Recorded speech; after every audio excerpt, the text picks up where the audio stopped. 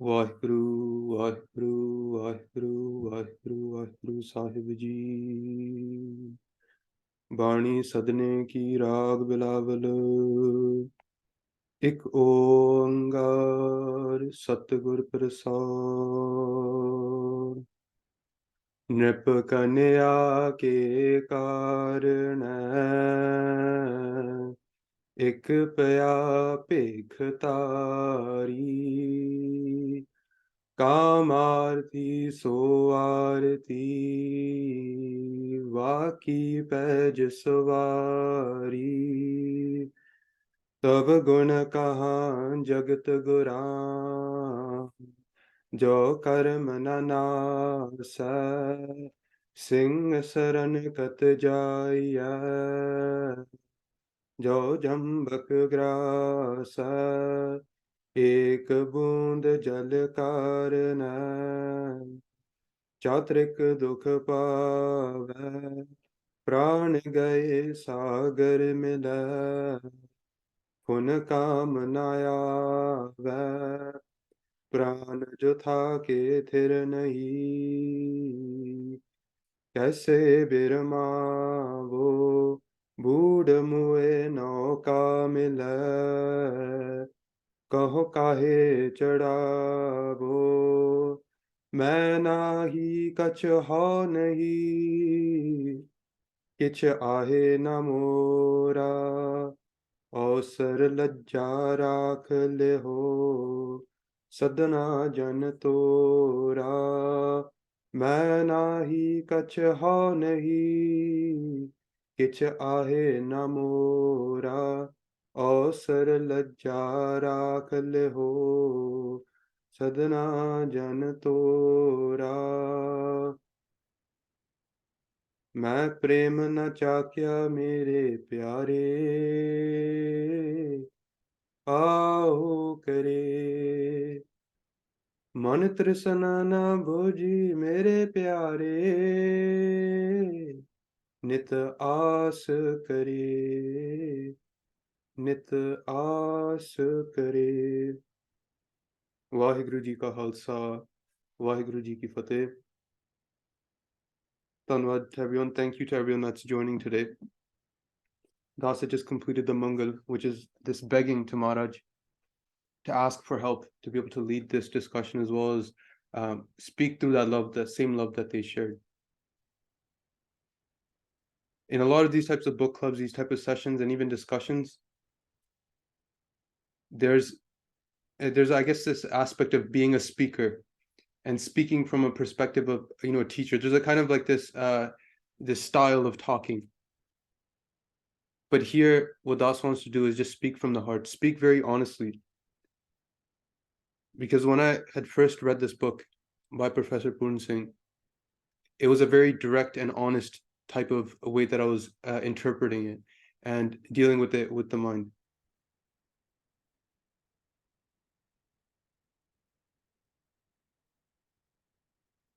So in this context here, this I don't have the physical book anymore. I don't know where I put it, but I have another book that Professor Puran Singh had written, Spirit-Born People, and this is just probably the sequel to it.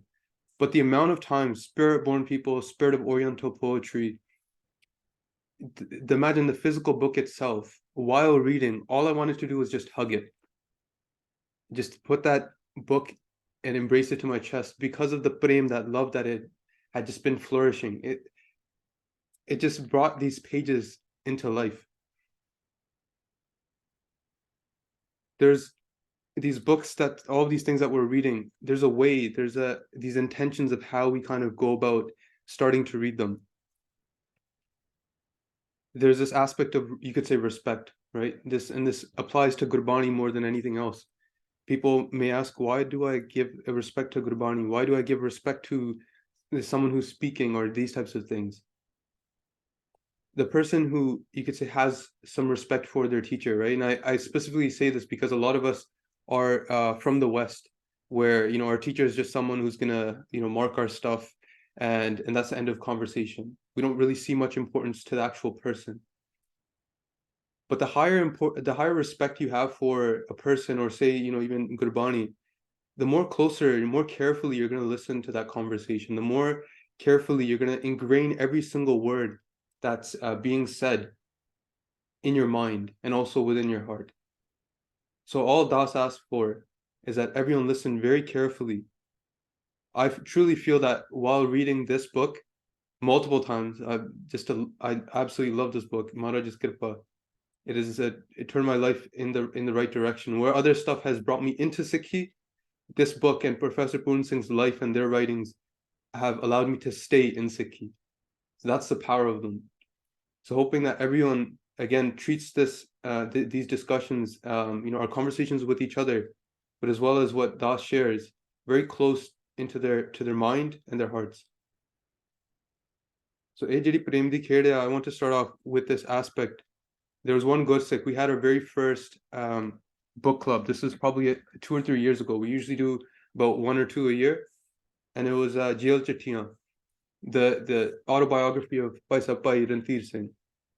And right in the beginning, there was something that just touched me because I was reading Professor Puran Singh all the time, and I was just so used to the type of language, and then they're always discussing these things about love. And they had such a sensitive heart that I was looking for something like that in Gursikhs as well. And a lot of those people that are walking on this path of Sikhi, who truly walk this path of Sikhi, they have very sensitive hearts. And that example is given in the preface of Jail Chittiyan, at least the English translation of there. By Ranveer Singh, the Gursikh in the early 1900s, they had, when they were a child, they had gone to school every single day, and they had lived in the kingdom of Nabha. This is during the time of the British rule, so it's like you could say like a sub-state kind of thing. So there's these kings that were still under the British rule, but they kind of could rule independently.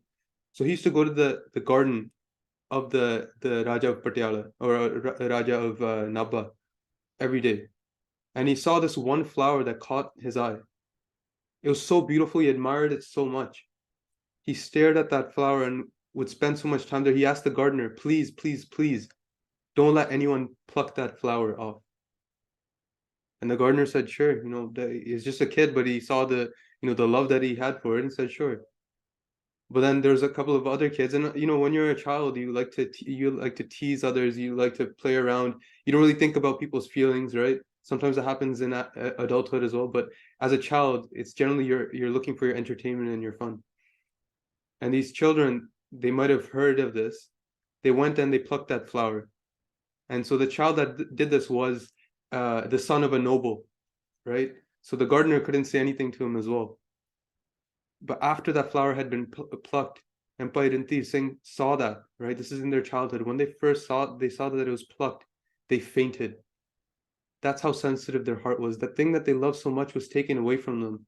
And you could say that flower being plucked off was their first heartbreak. It's something that's so deep. And you may think, well, why do we have to be so sensitive? Why do we be, isn't that being weak-hearted?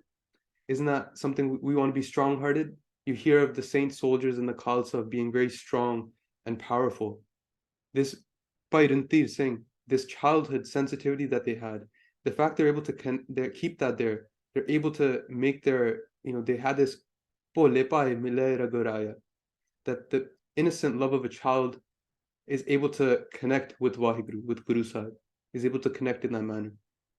And that same childhood innocence that they kept even when they're an adult, they're able to fight against the British when they're in this revolutionary state. They're able to stay in solitary confinement. They had so much strength that they gained from the Sikhi. This connection to Guru Sahib allowed them to become deeper and deeper within their Sikhi. And when they were so attached to the permanent world, they're unaffected by the changes of whatever happened in this world. All the dukhs, all the pains that we may see in the world, it was nothing for them. That same Pai Ranveer Singh, he kind of wrote a eulogy, or he had a discussion with someone after the passing of Professor Puran Singh from their physical body. They had told them, I had never met Professor Puran Singh at while they're alive, but they said we met at different places. We met in a spiritual realm. Although we never met physically, we met in spiritual places. And so he confirmed that he was at such a high spiritual state. And that's who we're discussing today. And it may seem like a lot of these words, such as, you know, being high spiritual state, love, and things like that, you may not have connected on a deep level yet to it. But the hope is that you're inspired in one way or another. Bija Sikhi, this book club, the name of it, Bija Sikhi means the seed of Sikhi. To grow a plant, to grow a flower, there's multiple different aspects within it. But the first thing you need is a seed. And so hopefully these discussions that we have act as seeds in our lives, that we're able to grow these flowers, or these discussions act as seeds of thought. They encourage us in times of our need, or they encourage us to go into Sangha. They encourage us to see Sikhi in a different manner. And so we go through this, we go through the life of Professor Puran Singh. And just with that alone, discussing that will just give you the reason as to why this book is so important and what perspective they're writing from.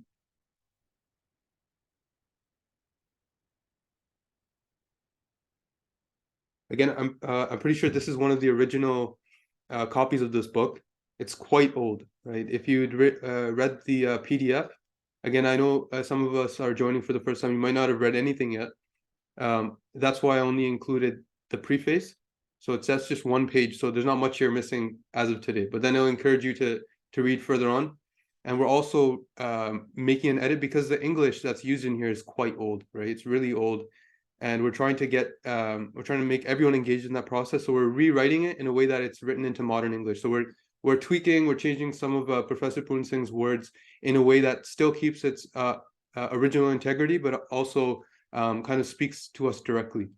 And this book wasn't written for Sikhs, right? So although this is a Sikh book club, what it is a book written by someone living in South Asia that understands spirituality on a deeper level, and they're speaking to someone that's living in the West, right? So this is why this book kind of resonated to Das so much, is because it felt like it was written for those Sikhs, those people that are living in the West that might be disconnected from the foundations, or maybe the intentions and the perspectives that this spirituality and this lifestyle includes. So Professor Puran Singh is essentially written to people that are British people, right? So this is not written with just references of Gurbani. There's references to Buddhism, there's references to Christianity, there's references to Islam, there's references to Hinduism, in a way that presents that, look, this is like a East versus West type of thing, that traditional Western perspectives of looking at religion, through looking at books, through looking at spirituality, philosophy, is kind of skewed. So they're showing them that there's another perspective, a perspective that has existed within these Eastern traditions for a long period of time. And they're very easily discussed amongst people in India, but that perspective also needs to be shared in order to even begin discussing for those that are living in the West. There's one thing that Das had written and presented it at a Sikhi camp. I think it was the basics of Sikhi camp back in 2019 in the United Kingdom. And it was actually inspired by this book by Professor Puran Singh. And it's this aspect of, it's again discussing love, right? It's this aspect that if we were to get, because a lot of these things that we discuss about in Sikhi and spirituality, they're often written by scholars, by people who have PhDs in theology, religion, and all those different types of places. But this love is something that's not something that can be written on a piece of paper, or by using logic to kind of fit it into certain boxes and trying to get an understanding of it, and say, oh yeah, I understand this, I'm completely understood on this knowledge, I've read 100 books on it and I'm perfectly understood on it. It's like someone who is in love, right? Whether you see this on a worldly love sphere or whether you see in a spiritual love sphere, someone who's in love, and say they meet a neurologist, a neuroscientist, or they meet someone who is a psychologist. They say, oh, I'm feeling these types of things. The neuroscientist may say, well, you're getting oxytocin, certain chemicals being released in your mind, and that's the reason you're feeling this, right? A psychologist might say, oh, this is because of your relationship with your family, this is how you grew up, you lacked this person in your life, you lacked that. But then at the same time, you feel like they're not understanding this love. They're not understanding my heart. There's something deeper than that. So these, you could say textbooks, you could say these writings, these you could say even definitions of religion and theology and all these different types of things, they don't really get to the point of those people who are walking on this path of spirituality. Versus imagine on the other side, those who are writing poems, those who are writing songs, those who are writing all sorts of poetry. When we listen to them, we almost feel like, yes, they understand what I'm going through. You hear a song and you're like, oh, they understand the pain of my heart or the joy of my heart. So you could see that those type of places are where this heart lives, where this connection with love is.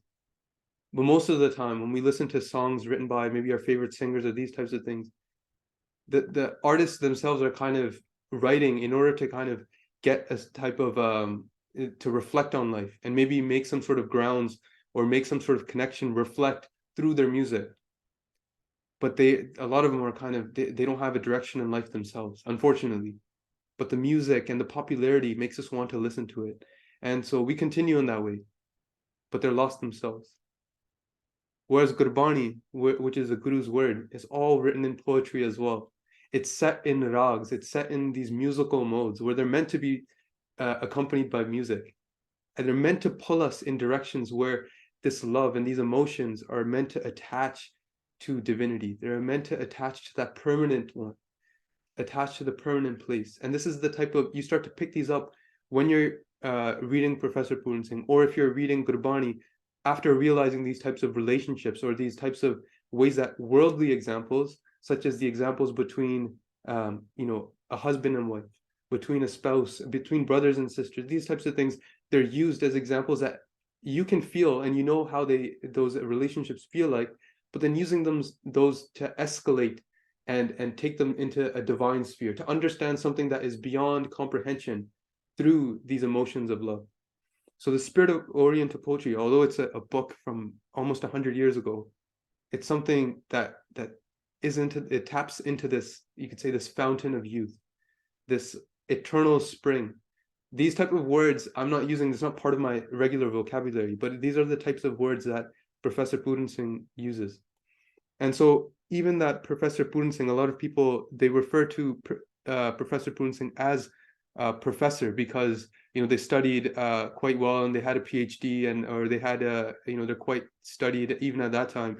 But it's to differentiate between other Gursikhs. There's been many Bhai Puran Singhs, Bhagat Puran Singhs, and to differentiate between them, we often use the Professor Puran Singh, and because people get them confused with Bhagat Puran Singh and other Puran Singhs that we may know.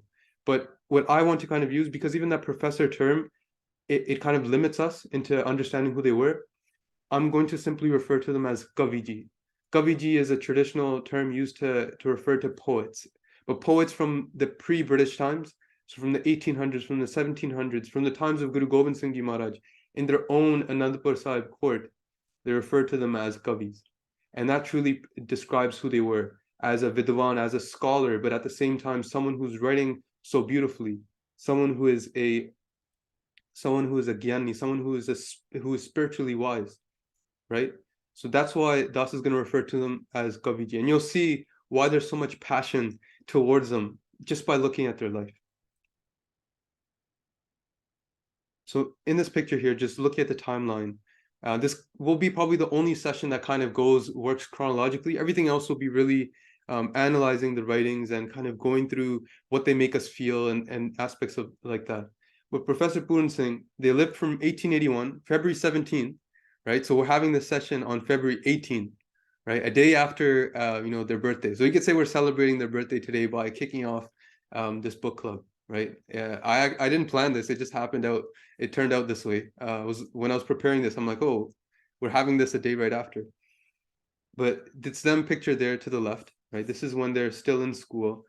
February 17th, 1881, and they lived until 1931. And March 31st, 1931. 1931 was the same year that Bhagat Singh, the revolutionary, was executed, right? So that execution happened a few days before this, 8 days before this. That happened March 23rd, 1931. So it's just to give some context because we might feel a bit disconnected right, with Professor Puran Singh, because it's 100 years ago, and a lot of us we see these as forgotten past. Even these books, where Das had first found this book, was tucked away in a corner of a local seva shop here in the GTA. Das is from the Toronto area of Canada, and so there's a shop called Sacha Sauda, which has Gurmat books and literature. And at the moment when I didn't understand how to write Gurmukhi or read Gurmukhi, understand Punjabi, I had just gone to these little books and tried to look for things that might catch my interest. And so I found this book, Spirit of Oriental Poetry, right? Because of the poetry aspect, I thought maybe I'll read something that will, be profound, or something that will linger with me, not knowing what it'll open up, right? So these small books, we take them for granted, going to a library thinking, oh yeah, these are just books, or we go past PDFs, but just realizing that how many jewels are hidden throughout our life. They've been with us, they've been in front of us. We might drive by a library, we may drive by a Gurdwara Sahib all the time, but not realizing how special it could be for us. So the time spent in his youth, you could say, when he's a teenager up into his early 20s, was very studious, right? He was very studying really well. He's very intelligent, so intelligent that he actually gained entry into learning science in Tokyo, Japan, right? It's not common for us to find people today traveling internationally and learning in other parts of the world. But imagine someone going from India all the way to such a different place such as Japan and learning there. It seems so foreign. Like he's going to be introduced to so many different things there, and he was quite impressionable. He was really affected and influenced by those around him. That while he was studying, when he was kind of going into these personal journeys, he had been really absorbing the things around him. Whatever was around him was what he kind of applied to himself, right? And that's why we have Bhikkhu Puran Singh, or Bhikkhu Puranji. He became a Buddhist monk while being in Japan, seeing the beauties of Tokyo, seeing the beauties of Kyoto. Kyoto during this time was, even still today, is a really ancient, you could say, temple area, right? So there's Buddhist monks that were practicing there. There's a Shinto religion that's indigenous to Japan. All of these things, those beauties, the way that the architecture, the aesthetics of these temples, of the people living there, it just made him, it made him, you could say he fell in love with it. He became attached to that. And you could see that tang, you could see that, you could say that pull, that kitsch in this picture as well. It seems like Professor Puran Singh, or even at this time, as Bhikkhuji, as Bhikkhu Puran Singh, as Bhikkhu Puranji, has this yearning in his eyes. He is still looking for something, right? And so he goes through this Buddhist experience. He carries that with him, but it doesn't last forever. So you could imagine, before you saw him when he was in his youth, he came from a Sikh family. His family was actually Amritari, but he wasn't so connected with Sikhi, right? It was something that's seen as something that his family did, and there wasn't a particular reason for him to practice that Sikhi or for him to connect to Guru Sahib. It was just purely on this identity level, right? Which a lot of us might have shared, right? Even I didn't come from a family who was very into Sikhi, but still, even as from a Punjabi background, Sikhi was just, you could say, an identity, right? Going to the Gurdwara was part of being a Punjabi person, right? There was nothing, there wasn't much depth to it, at least in my life. So them growing into this aspect here, this didn't last forever as well. In 1902, there was another person that came in there. There was a Vedant Swami. So this is from, like, you could say, the Hindu traditions. They're on the left, Swami Ram Tirath, who came to Japan after traveling around the world, going to America, and then coming to Japan. This Bhikkhu Puranji became Swami Puran. You can see how influenced, how impressionable they were. And this is from the time of 1902. So when they were there in 1902, they switched up from, imagine they were a Sikh, right, just by identity. Then they became a Buddhist. From that Buddhist, learning, or you could say in that experience, that Japanese Buddhist experience, then he met someone who came back from India, and then he became Swami Puran. And so this is in 1902. You could see that, in the Buddhist tradition, they shave their heads completely. They don't have any facial hair. Those are signs of renunciation within those traditions. Within the Swami traditions, or you could say in this type of Vedantic schools, where they have acharyas and these types of things, they also they'll shave their heads, but then their clothing is different, right? So here you can't see it, but Puranji, Swami Puran at this point was wearing pagve kapade. Pagve kapade, or you could say this pink, orangish kapade, the clothing that are these robes that you'll see sadhus in India wear, right? So this is what he's wearing here, and this is from his phase when he was a a Swami in the aspect. So during these times when he's a Buddhist, he's writing poetry, he's writing books. He always had this connection to literature, right? There wasn't any TV, there wasn't any music during that time, at least not so accessible as we get it now. So that form of that poetry, that literature that was available to them, going to a bookstore or a library was their consumption, right? So those things they held very preciously to their heart, and they weren't so today we're blown away by all this multi-sensory stuff. We have so many images, we have so many books, we have music, like all these movies, we have so many of our reels, our TikToks that kind of just like are continually to like flow into our minds, and we're inputting them all the time when we kind of get overwhelmed sometimes, right? So for them, they lived in simpler times where they only read one book a day, right? And they're able to carry those things into their life on a bit by bit perspective, right? So after this, in 1903, this same Swami Puran Singh came back to India, and his family was completely shocked at seeing him look that way. His family was, imagine, these people who were Amritari, right, who were in this Sikhi Sarup, that were practicing this Sikhi, and one of their children has turned into this sannyasi Swami who doesn't, he shaves his head and does all these different types of things. But at the same time, he was still quite a great scientist. He was a great student. He was a great learner in that traditional sense. He was a great scholar in a traditional sense, meaning he was book smart. And so he was continually doing these, and the specific science he was working on was more of this type of biomedical, or this rather biological, you could say, nature-based science, right? So he's doing research into plants, into genetic modification, keeping plants alive for a longer period of time, making them drought resistant, all these different types of things. And so he comes to a point, imagine this is a karmandi kherya. Maharaj has given everything in our life, all of our karma that we've earned in our life, bring us our experiences, the people we connect with, even who we're connecting to at this moment right now with each other, everyone here.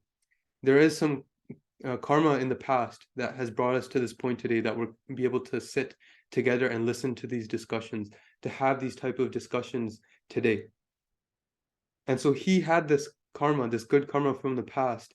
He had this bhavana, he had this, you could say, this intention to connect to the truth. He was always following his heart, but sometimes his heart was connecting to the wrong things, or he was connecting in a way that was very superficial. So he may have learned quite a lot of things within Buddhism, but it didn't fulfill him, right? And this is not to disregard any tradition, right? But just his way that he was maneuvering through the world. That I've looked for peace in all the corners of the world, but there's nothing as beautiful as you, Vaheguru. That he couldn't find that in that tradition. He couldn't find that until he goes back into this perspective of Sikhi again, right? So he didn't find it in that Swami Pek as well, in that form of the Vedantic tradition, right? It's not to say that these traditions are, don't have any merit to them or don't have any value. They have lots of things to help us go into, and we'll be able to actually pick out those things while we go through this book. It'll give us the lens to do that. But they they're invited to this Sikh educational conference in Sialkot. Sialkot is a place in modern day Pakistan today. I believe it's still within Punjab, so eastern or western Punjab, currently within Pakistan today. But this is during the time when it was still within British India, right? So it's still connected. There's no partition at that time. But Professor Puran Singh, although he was born in Abbottabad, which is also in Pakistan, on that western sphere of South Asia, he was living in Dehradun. Dehradun is quite far away. Even it's quite far east of Punjab. It's near Paonta Sahib. Paonta Sahib is again quite far from Punjab. It's more on the way towards Patna Sahib. So almost so in Bahad, but almost in Bengal. So you could see in that northern stretch of India, Professor Puran Singh was living in quite a different place. But they're invited to this Sikh educational conference, and there was a condition that was set at this conference. This story is told by so many different Gursikhs in both Punjabi and English. So please do forgive me if I make any mistakes. You can find that Sakhi, that story out there, available to everyone in the world. Probably told better than how I'm going to tell you. But they went to that conference, and that one condition that was set, that anyone who attends this conference must sit and listen to Kirtan for 1 hour. Right? You might think, oh, well, I'm gonna go to the Gurdwara and maybe sit for 2 hours and listen to Sukhmani Sahib, or maybe listen to Kirtan, but I don't really have any effect, right? But there is still something within you that's being affected, that's still connecting you to Sikhi, that brings you to that curiosity, that's bringing you to these type of discussions. But this Kirtan that was happening there wasn't just by any Kirtani, right? It was by Hira Singh Ragi. By Hira Singh Ragi, we don't have the opportunity. There wasn't a recording of this, but it's told that wherever they did Kirtan, people would go into they would just immerse themselves in such love listening to their Kirtan. People who were of other faiths, people who had Muslim children, right? This is just an example I'm giving. They had closed the doors and hid their children whenever Pai Hira Singh Ragi did Kirtan, because a lot of those people that listened to that Kirtan ended up wanting to become a Sikh. They started to grow love for Guru Sahib. So you could imagine that type of kitch, and that's a picture of Pai Hira Singh Ragi in their youth on the left there, right? Singing that Kirtan. Imagine they're singing that Kirtan. And that Swami Puran at that time, they had prepared this speech that they were going to deliver at this conference, and they're just crying. That Shabad that's being sung at that time is this one that we have up here. Pavani Sad Sangehina Labantang Bad Paganaha Haranam Gun Ramanang Nanak Sansar Sagar Naha Vyapanaha. So those who are blessed with having this love for the Sad Sangat, that they have such good karma, they have such good karma, they have such great karma to be able to have that type of love come out from within themselves. Haranam Gun Ramanang Nanak. That those who sing about the praises of Waheguru, that they're able to disconnect. You could say, imagine if this was an entire ocean, right? Which is what Maharaj describes here, and you'll hear a lot of times in Gurbani, Sansar Sagar that ocean seems like it's suffering, that we go into the world and we're constantly in this suffering and pleasure, in this happiness and sadness back and forth over and over again. That those who sing these praises, who are able to connect to a realm outside of this through the Sangat, that they're like sitting on a boat, and that boat is Guru Sahib through this Gurbani. This Gurbani is that boat. And so Professor Puran Singh, or at that time Swami Puran Ji, they were listening to this Shabad, and that just made them cry. Maybe it was a cry of reflection, maybe it was a cry of regret, maybe crying in this sense that I had this available to me my entire life. They reflected on that Shabad, perhaps. And so that speech that they were going to prepare, that they had prepared, their tears had ruined that piece of paper that had their speech written out on there. And so what happened then? One of the organizers, the stage secretary, had taken the hand, seeing this innocent state of Professor Puran Singh. They'd taken their hand and brought them towards a Gursikh. They had brought them towards a Sikh that had, you could say that they're a saint at this level. They're this, their saintly state, their spiritual state is so high that they know exactly how to you could say that yearning that he had in his heart, how to speak to it, how to address the pains, how to put out the fire that's burning inside his heart in reflection, in this vairag, in this state of separation from who knows what at this point. He doesn't know what he's missing in his life, but he just knows that there's a void that he feels at that time. And so who does he meet? He meets Bhai Veer Singh. And Bhai Veer Singh, for those who don't know, we actually had our last book club going over this book, Sat Aukhiyan Rata, the 7 difficult nights. And it was so beautifully scribed. We were listening to these words written by Bhai Veer Singh, and the poetic beauty that he writes in. All of in the last century, the way that Bhai Veer Singh writes, we have forgotten how beautiful the Punjabi language is. We've neglected the Punjabi literature, but you read just a sentence of Bhai Veer Singh, the way he describes emotions, it feels like you're going through that emotion yourself. So that same writer that has brought so much of this ancient, or you could say this pre-colonial literature back towards the Sangat during this time in the 1900s, writing books such as Guru Nanak Chamatkar, Sri Kalgitar Chamatkar, these books that are taking some books that may seem so distant, like Kavi Santokh Singh Ji's Gur Pratap Suraj Granth, historical texts that are written in Brij Bhasha that seem so foreign to those average day Punjabi speakers. He has taken stories from there and Sakhis that we still read to this day, that we still find translations of to this day. A lot of the English translations or literature that you'll find are translations of what Bhai Veer Singh has written during the early 1900s. What would happen at that moment when they're meeting? Imagine that bald-headed Swami Puran at that time, and it's not to insult him, right? It's just to where he was in his life at that time. He had met him, and Bhai Veer Singh, he embraced him. They knew कि ਉਹਨਾਂ ਦੇ ਮਨ ਦੇ ਵਿੱਚ ਕੀ ਚੱਲ ਰਿਹਾ. They knew what he was going through. That love that he was looking for, that was missing in his life, that he was traveling the entire world to look for. Bhai Veer Singh hugged him and put his hand over his head. And he said to him in just a few words, "Inne komal case lohe de kanchi naal katte." And Professor Puran Singh, hearing this, just is continuing to cry. What he said to him was, "These beautiful hairs on your head, these beautiful, soft, tender hairs that you have on your head that was given to you by Vaheguru, that they're cut by metal scissors," saying that like such mechanical, dry scissors, they had cut his head. And that put Swami Puranji into a state of even deeper vairag. Why?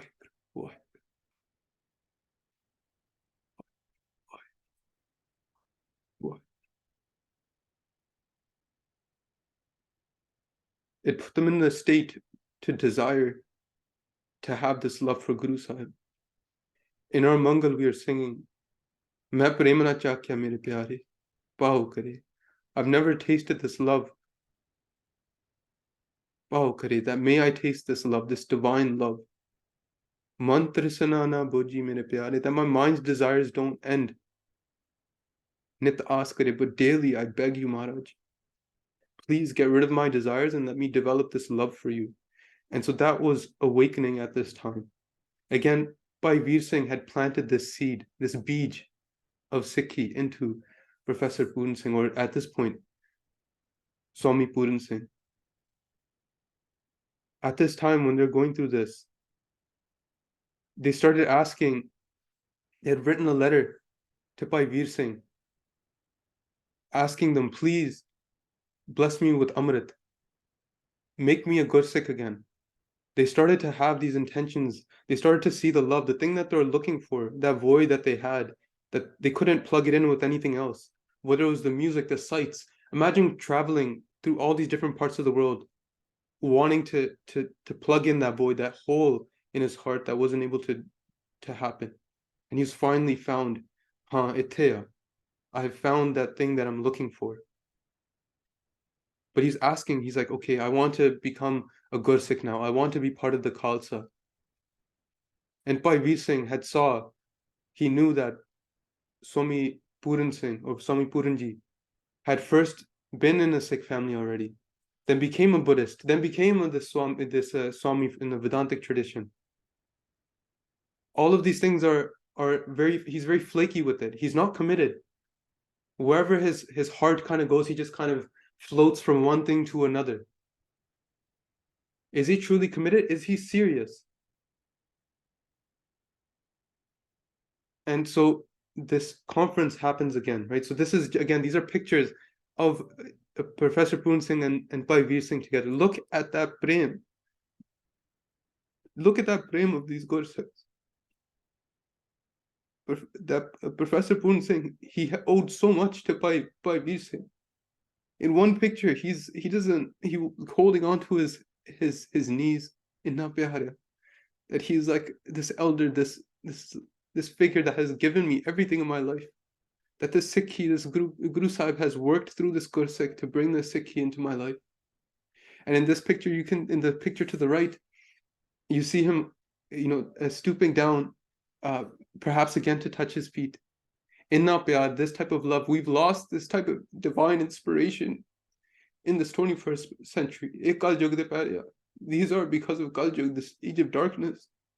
We've lost hope. We think that this world is just whatever we see in front of us.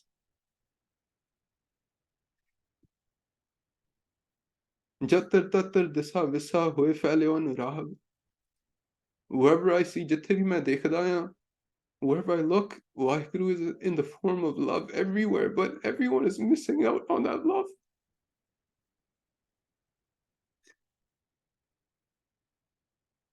Puri duniya rondi every day. The world is crying and they're suffering. Jagat jalanda rakhla, apni kirpa tar. The world is burning, Maharaj. Inna nu bacha lo sare nu.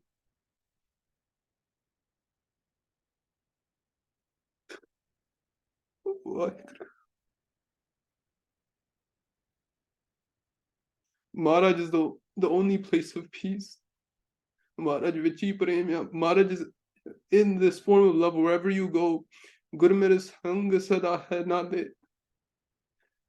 Guru is with me. Guru Sahib is always with you. Don't ever feel like you're suffering alone. Maharaj Prem Darup Parvesh ho reha. Maharaj is in the form of love. Even in places where you feel like you're alone or there's no one there with you, Maharaj sang sahaya. Maharaj is with you at every single moment. Waheguru, Waheguru, Waheguru. These Gursikhs, they want to, in their writings, they're trying to show you all of this. They're trying to show you that experience so your life is worthwhile.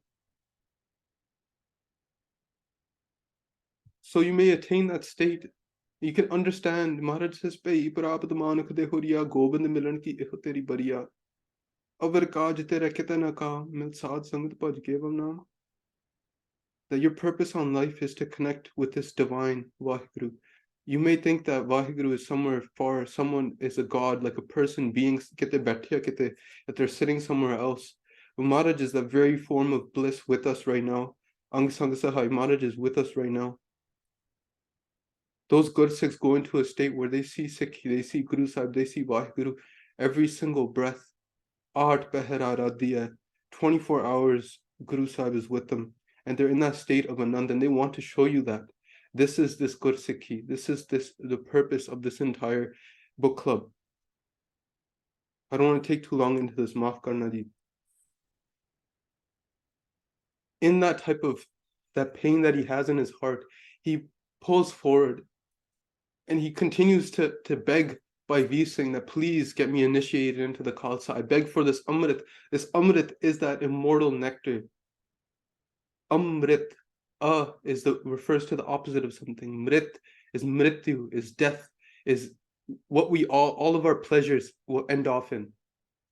But Amrit, that which is immortal, that which exists, Ad Sach, Jugad Sach, Happy Sach, Nanak Hosipi Sach, that which existed before this entire creation, at the beginning of this entire creation, exists now throughout our lifetimes. And when this entire universe is destroyed, the question is, the Waheguru is there. And so that's what this Amrit is bringing you towards, this lifestyle of constantly remembering Guru Sahib. And this Gursikhi Jeevan, the Maryada and the Ret, and we'll go over these stuff too. They may seem like these things that are limiting us, but they're these ways to make us bring our mind back to this love, to bring our mind back into the remembrance of that which is the form of eternal peace. And so they come back to this conference again another year. And so someone looks at this Professor Puran Singh and they say, like, Isn't this the same guy that was a Swami last year? That he was wearing pug, that they're insulting him. There's someone that insulted him. And at that time, Professor Puran Singh, Bhai Veer Singh is in the audience. They had written, they had changed this poem. This poem is originally written by Sultan Bahu, and it's written in this, again, it's in divine love.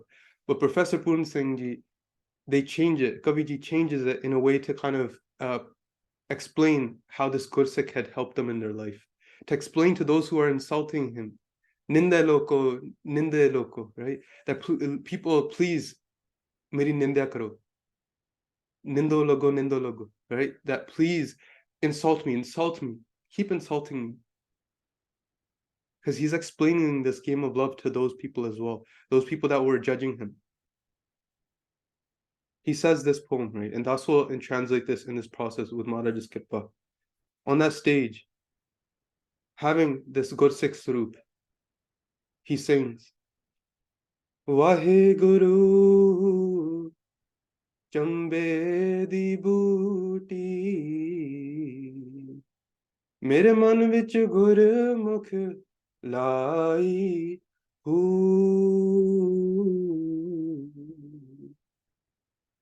abe yada pani milya, lehne arsh to आई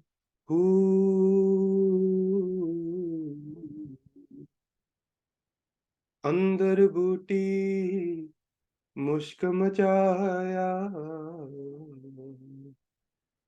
जद फुलन विच आई हू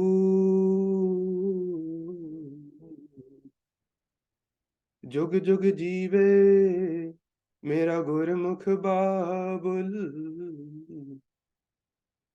जिन्हें बूटी लाई हू.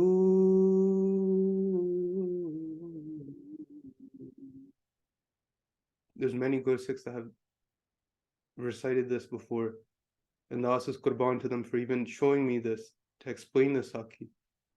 Has inspired me so much.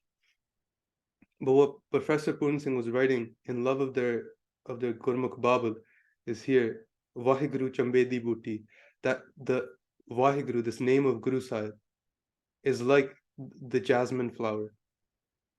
It's like the plant of that jasmine flower. And who planted this?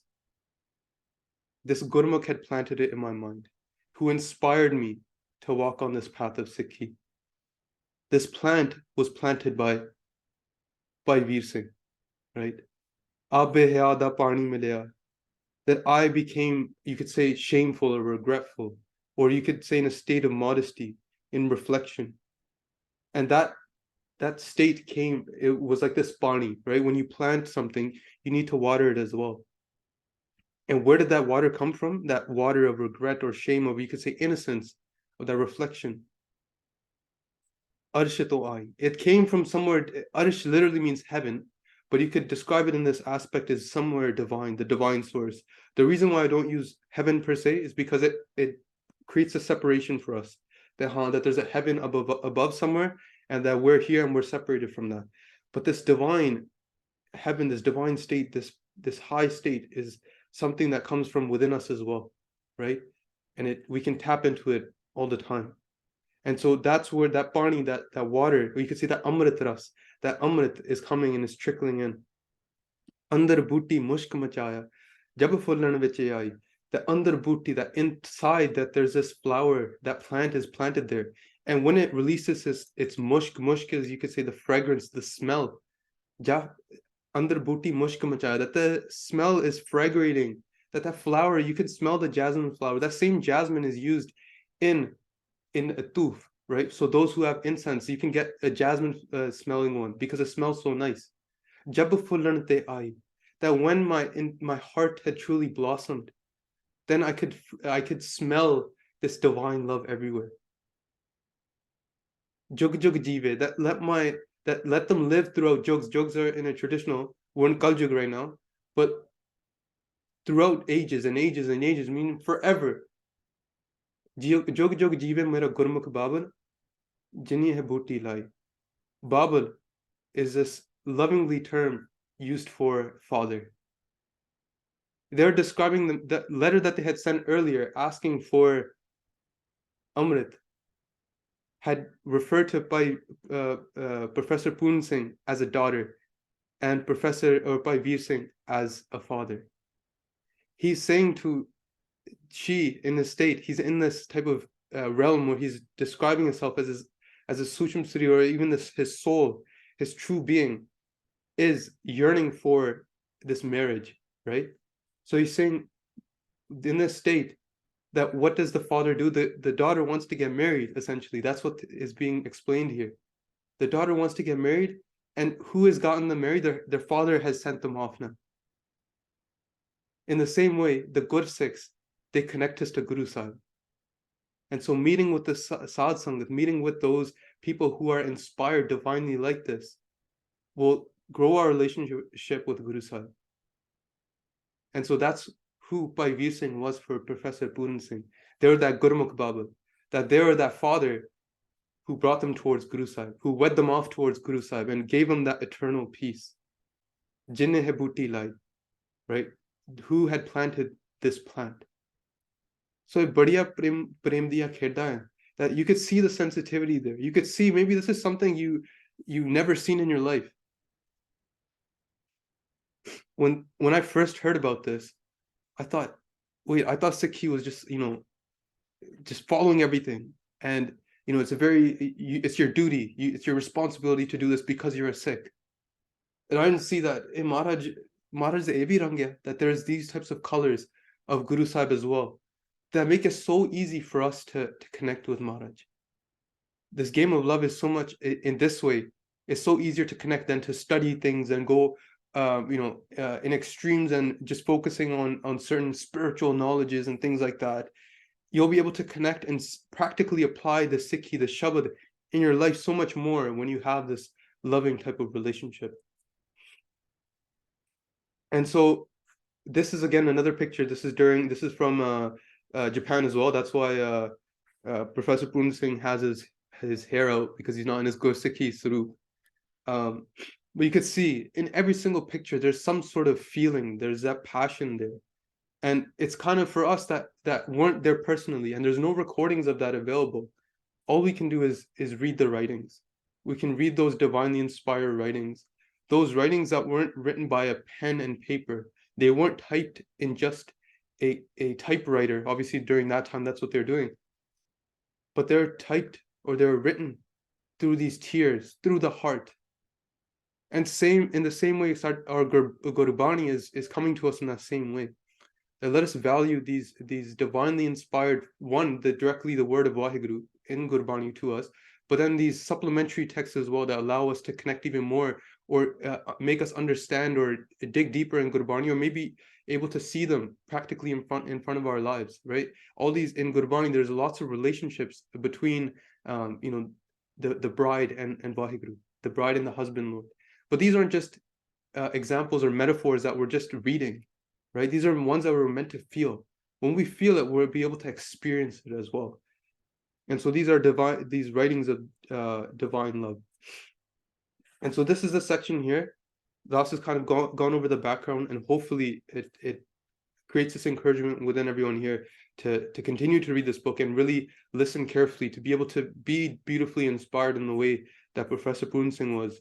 And I want to share that experience that I used to go to do night shifts. After doing night shifts, I used to knock out during the day and then wake up. And then the only thing I had to look forward to was, this book, right? So this book was the way that I was able to get through it. And my mind was so detached because I'd be asleep all day and there's no one to talk to during that time. My friends, I'd see them occasionally on the weekend, but being in that type of realm of reflection and being at work alone at nighttime or with a few staff members, it just allowed for a lot more reflection, a lot more connection to this, and a lot more attachment to Guru Sahib in this way.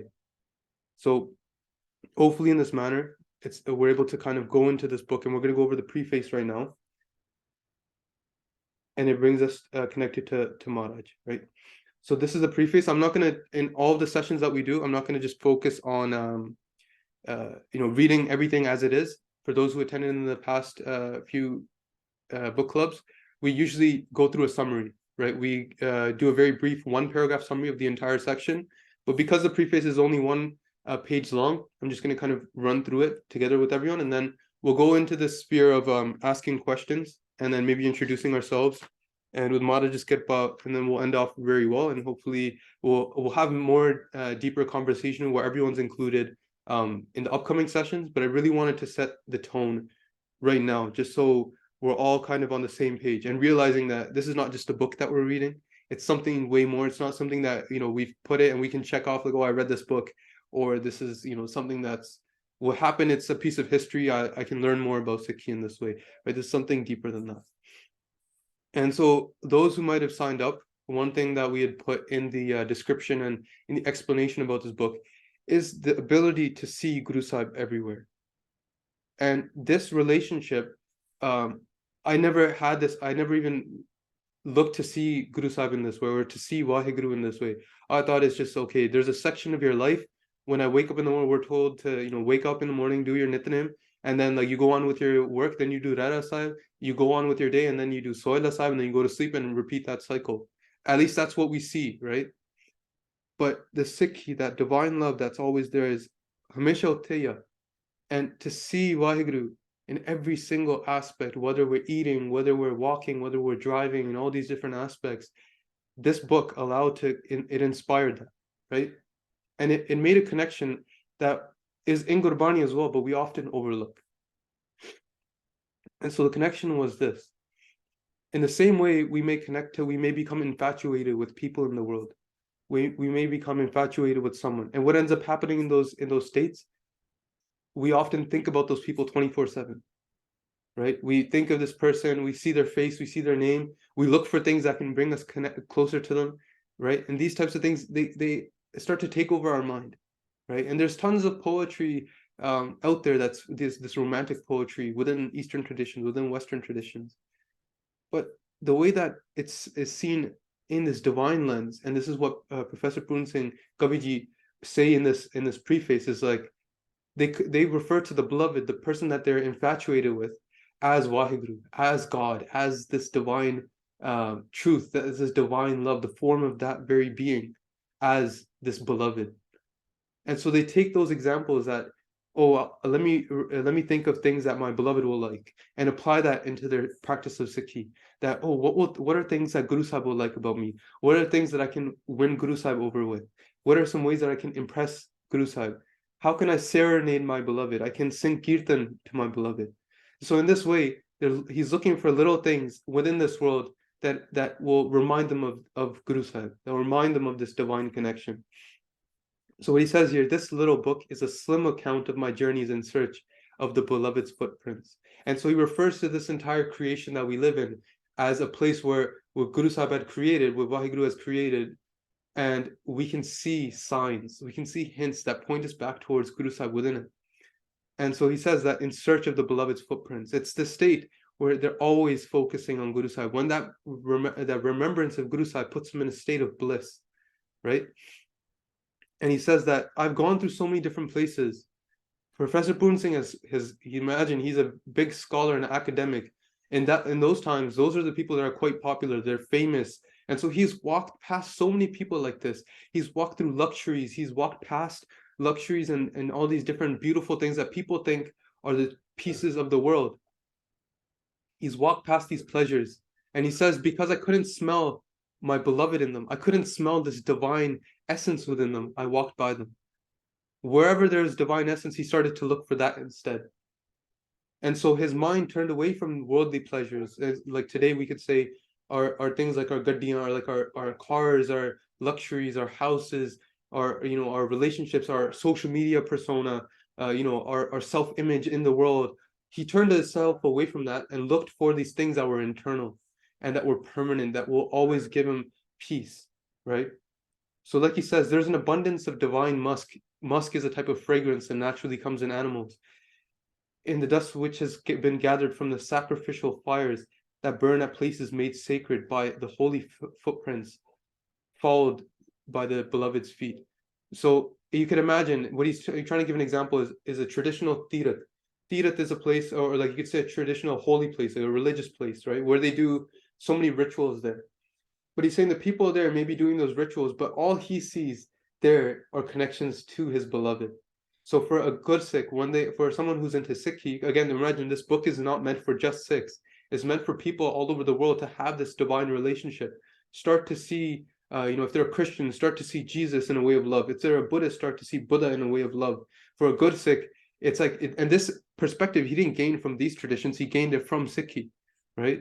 Jin prem kiyo tin hi prapayo. Guru Gobind Singh Ji Maharaj tells us that those who truly love Waheguru, they're the ones that are able to connect with them. They're able to connect with this love. But he says that following these footprints, that he starts to see in these rituals or these things that people look as very, you could say, very simply, or they don't see any love within them. He starts to see connections to his beloved. He starts to see connections to Guru Sahib through these places. His purpose to go to a place of worship or a historical place is not because it has just a connection there, but because it inspires love within himself. Right, so this is where he starts off his journey, but then he goes into these places where wherever he looks, jahan jahan dekha tahan tahan tu hai, wherever I look, that's where I start to see you.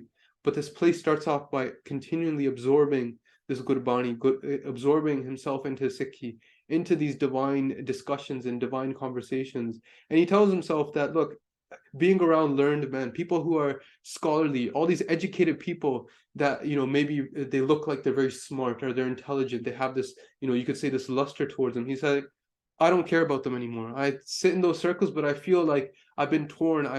He feels like his energy is being sucked when he's around those people, right? That just shows his type of vairag, his detachment from the world, that he's trying to connect to something that's higher. But when he's around people making small talk, doing all these types of things, it actually pulls his energy out of that. And this is just a beginning state that he's describing. Those who attain this, you could say the state of Jivan Mukti, of being liberated while in this world, they can go anywhere and they can still see Waheguru within it. They can still see this divinity within there, and they can stay immersed in that bliss no matter what comes up in front of them. So he's describing the state at the moment that's before that, right? That's still in this fresh state of trying to build his love, and he's seeing places that are uninspired, divinely uninspired. And so this entire book that we're going through looks at different poetry, looks at different literature, and says, like, the writings of William Shakespeare are divine or uninspired. They don't bring any aspects of remembering the beloved at all.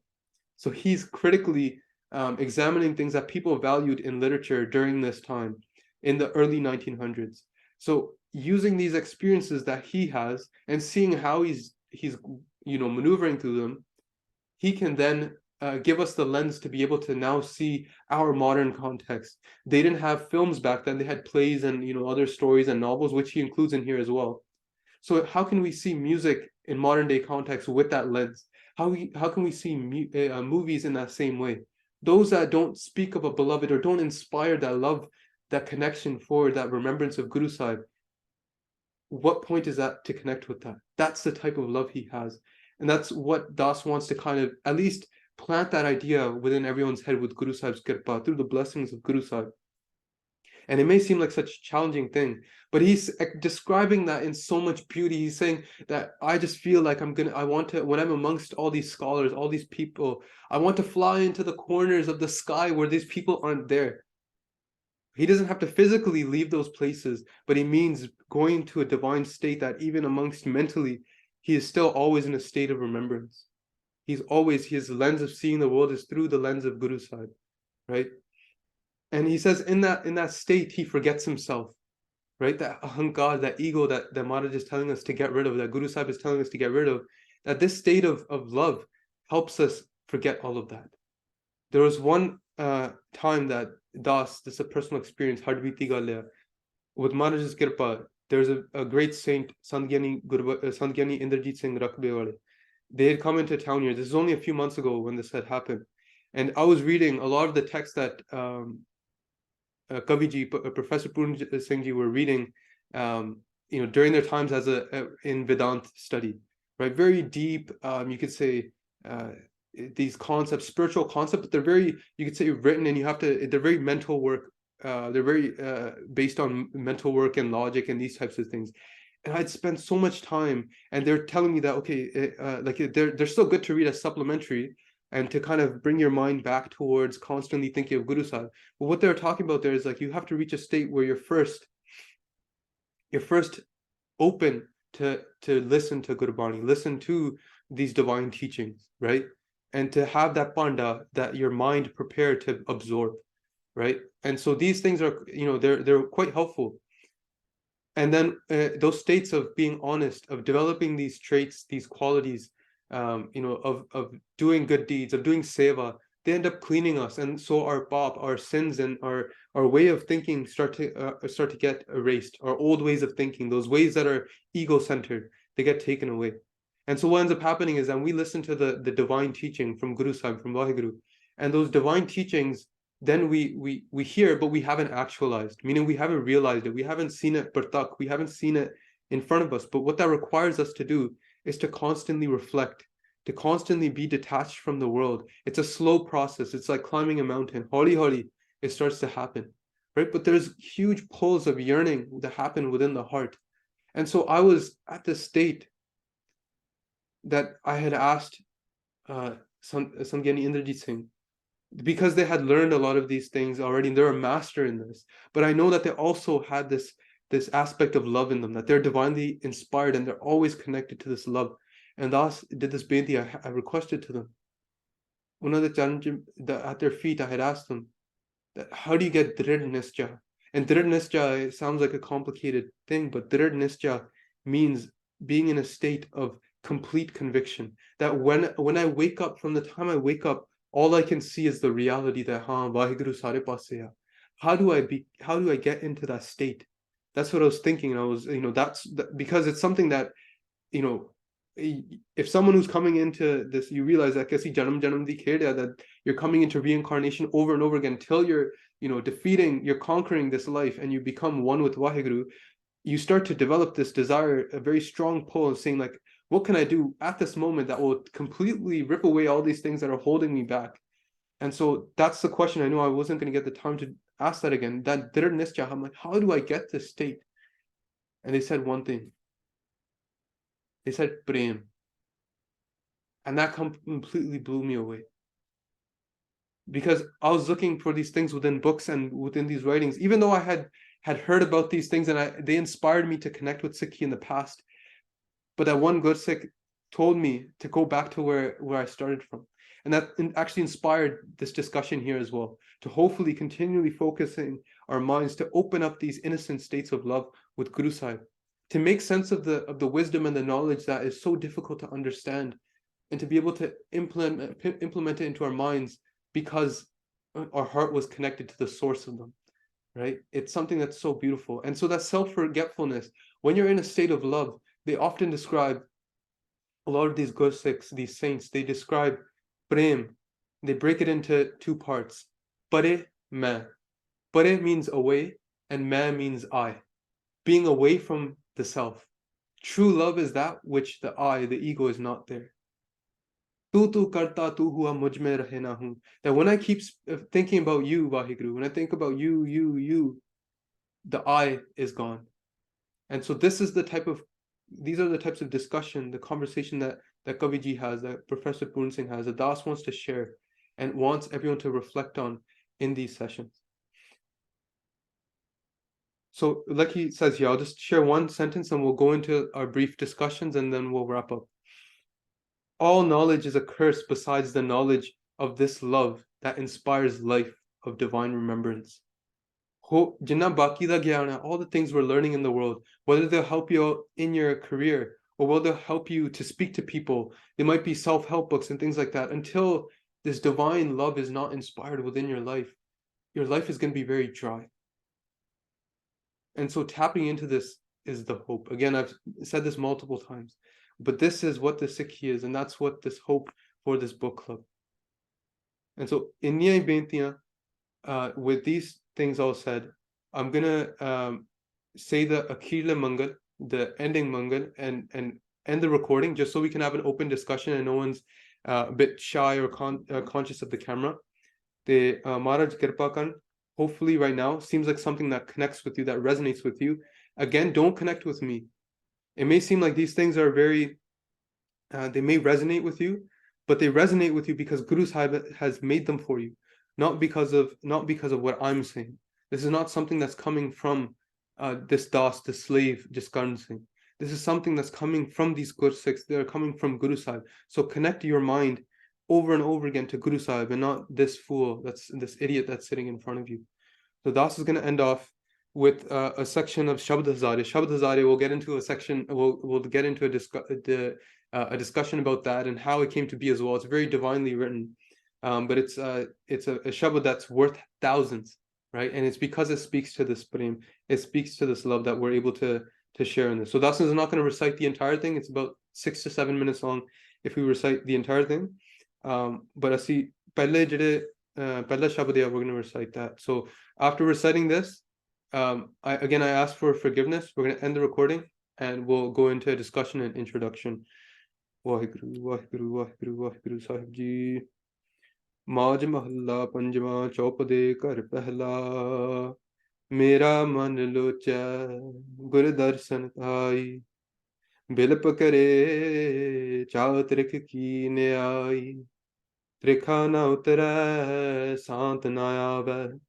बिन दर्शन संत प्यारे जियो हाँ कोहली जियो कोहल कुमाई गुर दर्शन संत प्यारे जियो तेरा मुख